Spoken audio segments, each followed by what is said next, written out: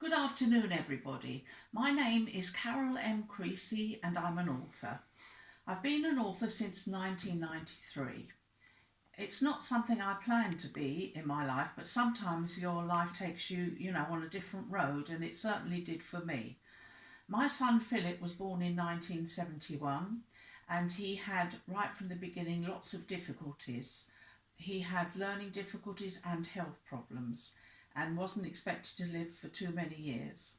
At the age of 2, he was diagnosed with autism, which was something I knew nothing about, nor did my family, and so we had to learn through everyday experience how to try and cope with his needs and also to make his life as happy as possible. And this is what we did our very best to do. But watching my son over the years, I was so impressed by his bravery because every time he was ill, the moment he felt a little bit better, he was out of bed and he was back playing with his cars and getting back in the swing of things. So when he got to 21, which is, far sort of further along than was expected by the doctors, I decided that I would record his life story, write it all down. So I got an exercise book and I wrote it all down, and I sent it to MedCap. And to cut a long story short, they introduced me to my publisher because they felt it should be a book. And it became a book, and the name of the book is called My Life is Worth Living, because although Philip is non-verbal, I felt if he could speak, that's exactly what he would say. So this is the cover of the book. This is the new version because it's always been a best-selling book. We sold all the hardback copies, so now my publisher's brought it out in paperback.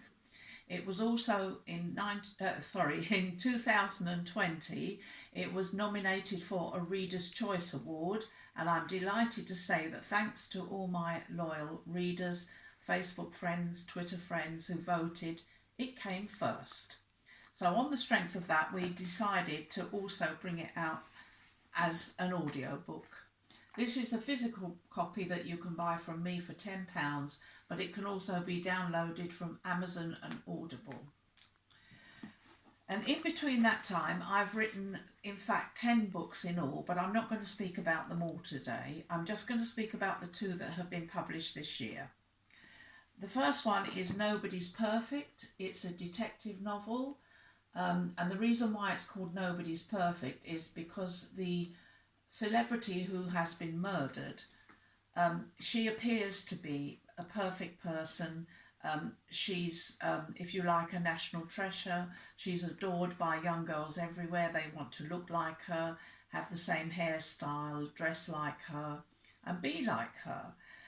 But when the detective comes to investigate her murder, it becomes obvious that she was just an ordinary person like everybody else, really. She definitely wasn't perfect. She wasn't evil either, but she had flaws. And so that means that there are certain people that would have a reason to murder her.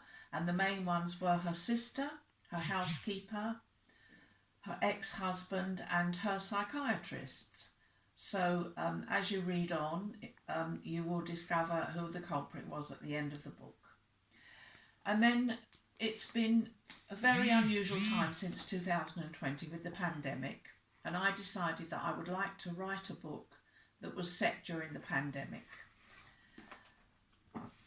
because it's a time that I feel that will go down in history in the future, a very important time to remember, but not to remember all the bad things about it.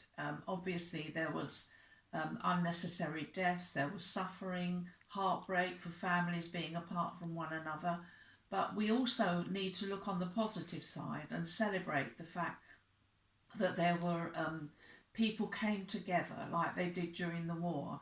We clapped for carers on our doorsteps every Thursday.